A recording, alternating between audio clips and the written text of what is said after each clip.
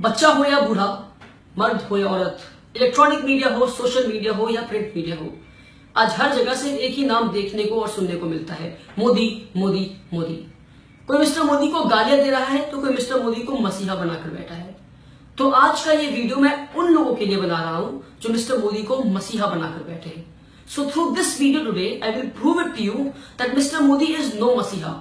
But जब mister Modi देश के प्रधानमंत्री नहीं थे तो 1 अप्रैल 2010 में कांग्रेस ने जीएसटी बिल लागू किया।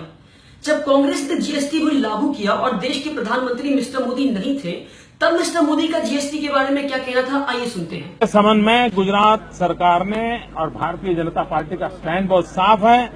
जीएसटी के संबंध में हमने कहा है कि आपकी जीएसटी का सपना तब तक पूरा नहीं होता, तब तक साकार नहीं हो सकता, जब तक कि आप पूरे देश में टैक्स पेयर के साथ आईटी इंफ्रास्ट्रक्चर का नेटवर्क नहीं बनाते। जीएसटी कभी सफल नहीं हो सकता। जीएसटी कभी सफल नहीं हो सकता। जी हां, जैसा कि हमने देखा कि मिस्टर मोदी ये कहते हैं कि जीएसटी इस देश में कभी नहीं आ सकता और जीएसटी इस देश के लिए हानिकारक है। पर अब जब मिस्टर मोदी देश के प्रधानमंत्री बन गए हैं, तब उनका जीएसटी के बारे में क्या कहना है, आइए सुनते हैं। जीएसटी का मतलब है great step by team India. GST का मतलब है great step towards transformation. GST का मतलब है ग्रेट स्टेप्स टवर्ड्स ट्रांसपेरेंसी। अब मिस्टर मोदी जब देश के प्रधानमंत्री बन गए हैं, तब वो कहते हैं कि GST is great step towards transformation and great step towards transparency. तो इससे यही साबित होता है कि मिस्टर मोदी देश का भलाई नहीं चाहते हैं। जब वो ऑपोजिशन में थे तो वो ऑपोजिशन वाली काम कर रहे थे, अब जब वो प्रधानमंत्री बन गए हैं तब वो जीएसटी के लिए बोल रहे हैं। तो इससे यह साबित होता है कि मिस्टर मोदी इज नो मसीहा, but he is a simple politician who has been playing his dirty politics for the past so many years. जब मोदी जी देश के प्रधानमंत्री नहीं बने थे और कांग्रेस एफडीआई यानी कि फॉरेन डायरेक्ट इन्वेस्टमेंट लागू करने की कोशिश करता है और मिस्टर मोदी तब ऑपोजिशन में थे, तब उनका एफडीआई के बारे में क्या कहना था, आइए सुनते हैं। भाइयों बहनों, कल प्रधानमंत्री ने जो निर्णय किए हैं, ये निर्णय चौंकाने वाले हैं। अब किराना कौन बेचेगा? विदेशी लोग।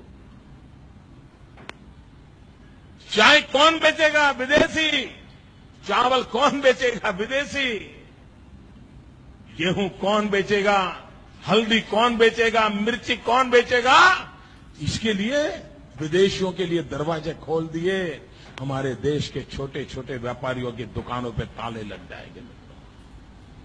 ये निर्णय दिल्ली में बैठी हुई सरकार ने किया है। जी हां, जैसा कि हमने सुना कि मिस्टर मोदी ये कहते हैं कि अगर देश में एफडीआई आ गया तो देश का किराना हो, चाय हो, हल्दी हो या चावल हो, हर कोई विदेशी बेचेगा और जो छोटे मोटे व्यापारी हैं देश के, वो बर्बाद हो जाएंगे। पर जी नहीं, जब मिस्टर मोदी देश के प्रधानमंत्री बन जाते हैं तब उनका एफडीआई के बारे में क्या कहना है, आइए सुनते हैं।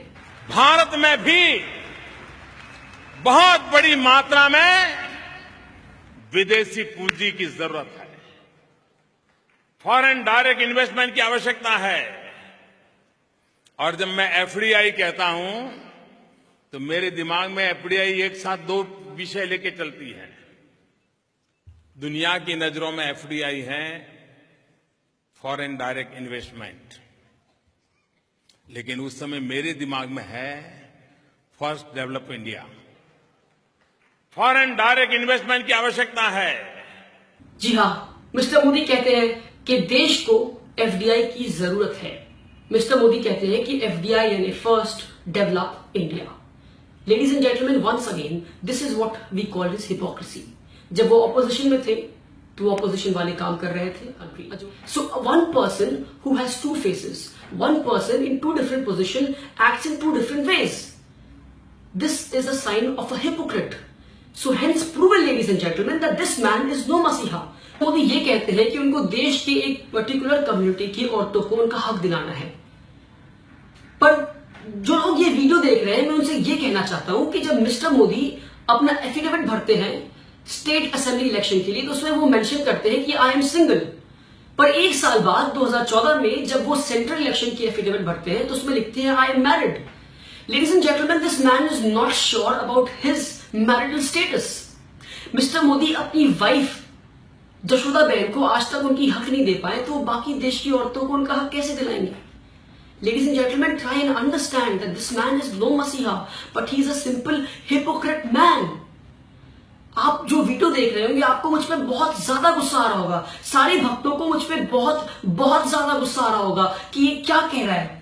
मैं बस आपसे सारे भक्तों से सिर्फ एक बात कहना चाहता हूं, एक बार अपना हाथ अपने दिल पर रखकर एक सवाल कर ले कि ये जो बच्चा आज वीडियो में कह रहा है क्या वो सही कह रहा है या गलत कह रहा है।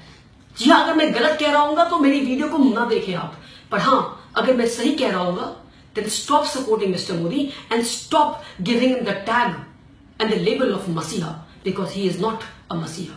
He is a dirty politician. Thank you so much.